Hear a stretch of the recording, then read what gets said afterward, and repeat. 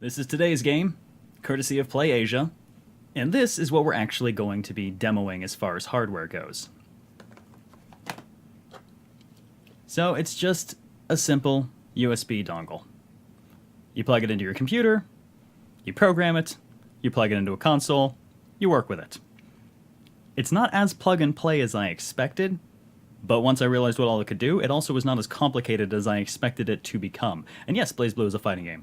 Once the game started showing up on like PS4 and PS3 or Xbox One and 360, like, well, I can't make myself get the lower grade version, and my Hitbox Arcade doesn't work on the PS4, so I guess I just won't play.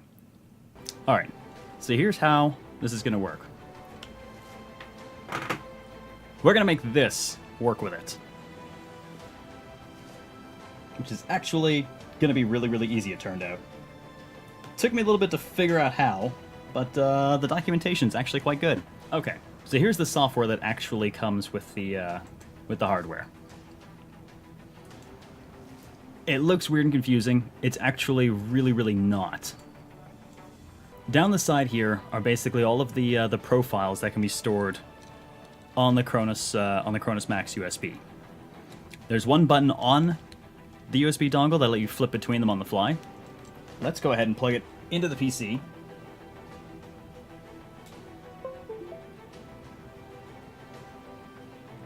There are compiler scripts, which are the scripts you actually make yourself, which I've done one as an example of something you can do, specific to fighting games. I should point out, and let me be very, very clear about this, the reason I'm interested in this particular piece of hardware is the fact that it will let me use controllers on other consoles, but I should point out,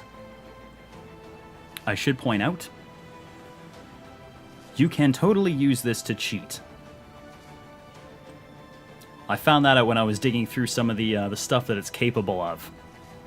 This, this has some interesting functionality that I personally would never, ever, ever take into any sort of multiplayer online environment because I'm not that guy.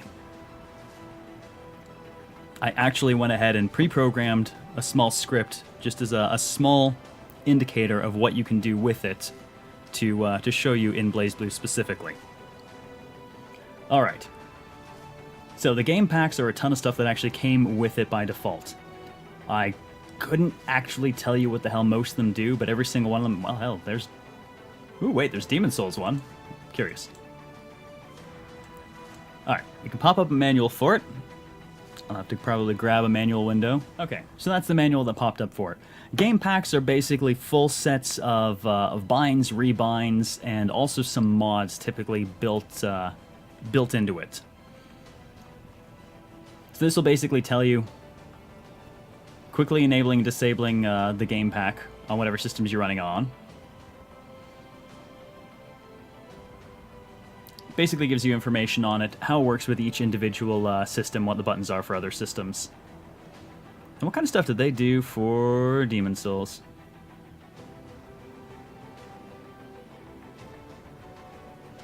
You see, this is the stuff that concerns me. It's really, really interesting that you can set this stuff up. I personally will never make use of it. Now, what you do in your single-player game is entirely your own business. Abuse it and break it however much you fucking please. But, keep that shit out of online, man. Seriously. Don't be that guy.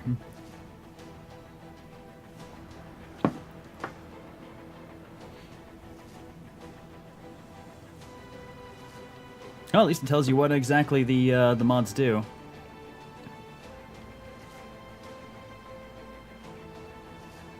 Huh, reliable guard break and jump attack.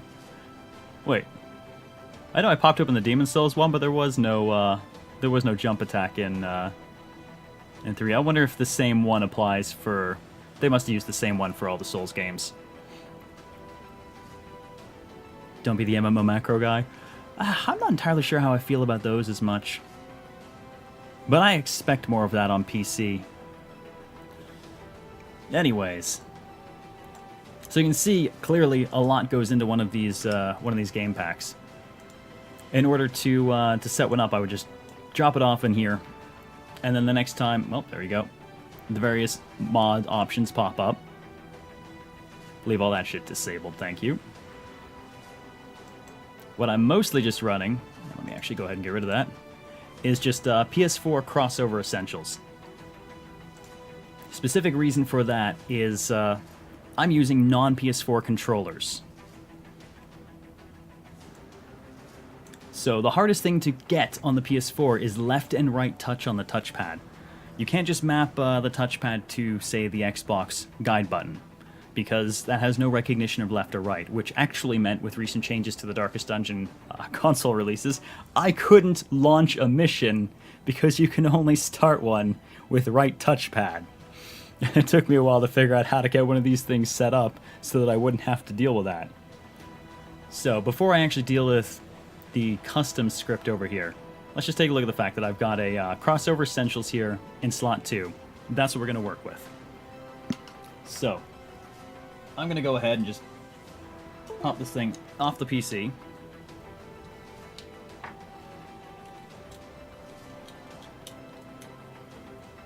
You can see it's just a pass-through. Let's go ahead and plug that 360 controller into the PS4.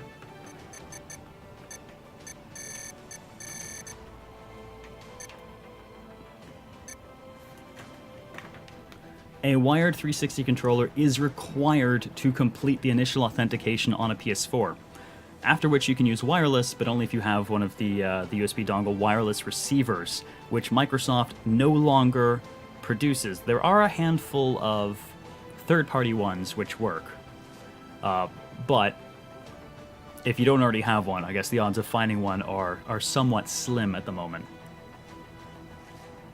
Is this limited to console controllers? You can off-brand controllers like Mad Catz and other things be used? Oh, there is a compatibility list somewhere, Fatty, for what does and does not work. For the purposes of that authentication, though, I believe it pretty much has to be a first-party wired controller to authenticate on the PS4. Yeah, you're starting to see why I didn't actually stream this on Saturday shortly after I got back from traveling and not actually getting any sleep or anything. There was way too much going on with this thing. I wanted to make sure I could actually go over it and realistically express everything it does, as opposed to just like, I plugged it in, and oh wait, did it work? I'm not sure it worked. Would this allow you to use your Xbox 360 controller on your Xbox One? Yes. Yeah, Xbox One, PlayStation 4, Xbox 360, PlayStation 3, and PC. And the reason I say and PC is, apparently, and I did not take time to delve into this because it looked more complicated than what I had time to deal with at the time. Apparently, there are mapping setups for using your mouse and keyboard on your consoles. So I thought that would be kind of interesting. Fortunately, I did not have time to dig around in that. Steam controller is not on the list, Fatty. I suspect that would not authenticate. Well, you know, let's actually go ahead and let's boot a game up for a moment and just actually show that it does work. You may see every so often in the upper left corner, about every 10 minutes or so, it'll pop up with like my user ID and controller indicator. That's it doing basically the reset to prevent authentication from timing out. The PS4 is a bit weird like that. Yeah, for those of you who happen to be interested in the hardware, part of this promo is, there's my affiliate link right there in chat. Full disclosure, I do get some small amount of money for any purchases made through the link. It's not much. The money's not really what matters. What matters to me is that sales are tracked through me, so I can go, hey, PlayAsia, we've got sales going through me, send me more cool stuff. But for the moment, there is also a promo code, CronusMax, that'll net you 20% off of it, which is a lot better than my usual promo code for PlayAsia. Alright. As you can see, that's replicating the left thumbstick as normal.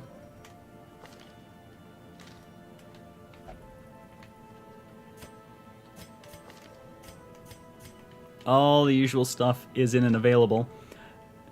Now, the guide button is just going to do this. If I hold start, I get the actual start button. If I hold back, I'll get the equivalent to the share button.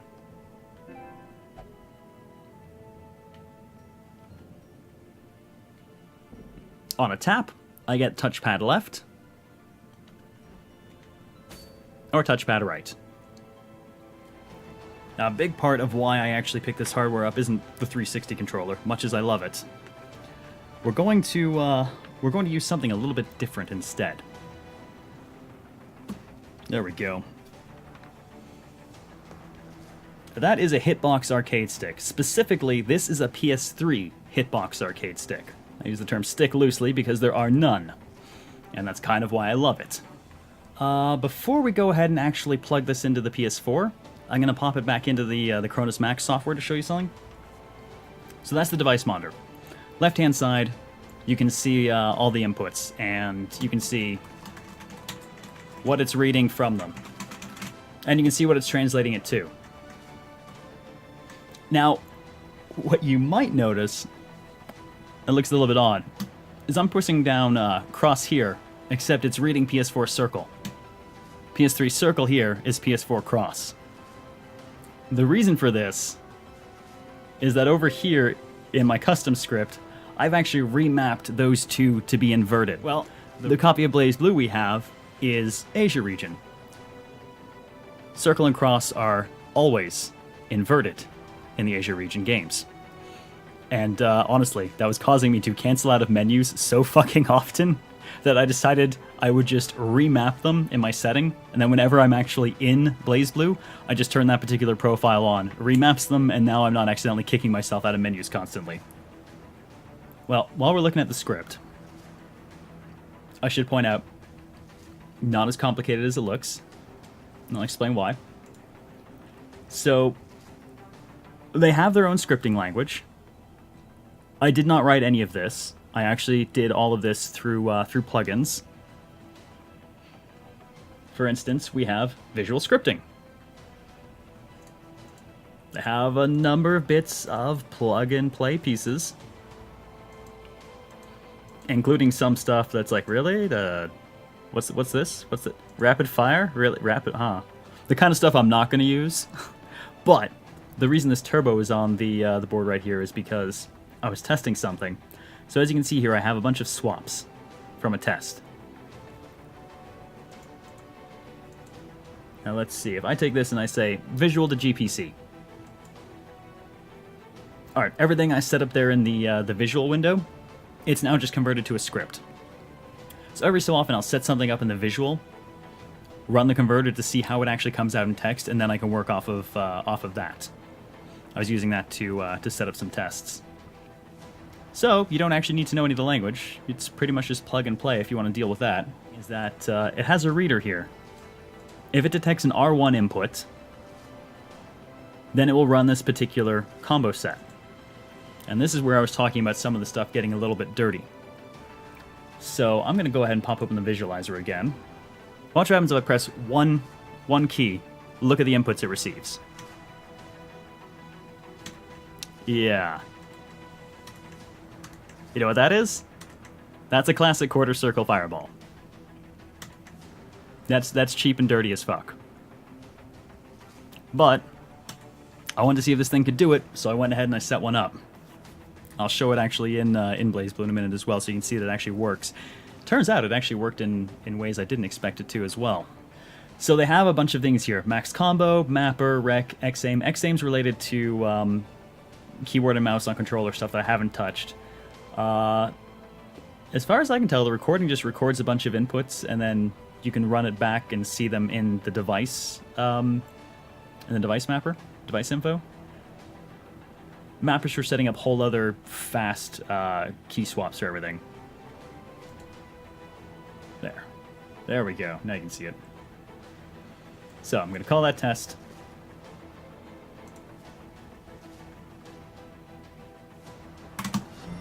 Welcome to Nice timing. Zero. Alright, so I punched in basically a quarter circle fireball. It generates the code from it. If you have super common macros in a game for inventory management and things like that, that could be fantastic. If you're taking this into anything online, you should probably be slapped. Now you have a bunch of remapper profiles which are a lot less potentially dirty. I mean, it's just remappers. It should be pretty simple stuff. The game packs, though, are where some of the strange stuff is. And then, as you saw, my own custom code, is a little bit dirty itself. So I highly, highly, highly recommend people not do that, and I do not even remotely endorse cheating. We should probably make that very clear. I'm usually the guy looking to make things more difficult, not less difficult.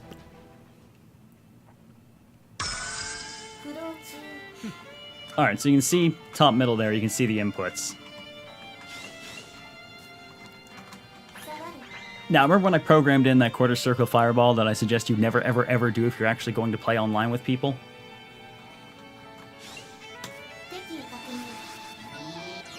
So if you look at it, you can see one button press for the whole thing. It's cool that you can program that. Please do not ever fucking go and actually do this in a fighting game to people. The interesting thing is you can just program the motion on its own. Alter the input at the end. Let's go ahead and make some minor changes to this.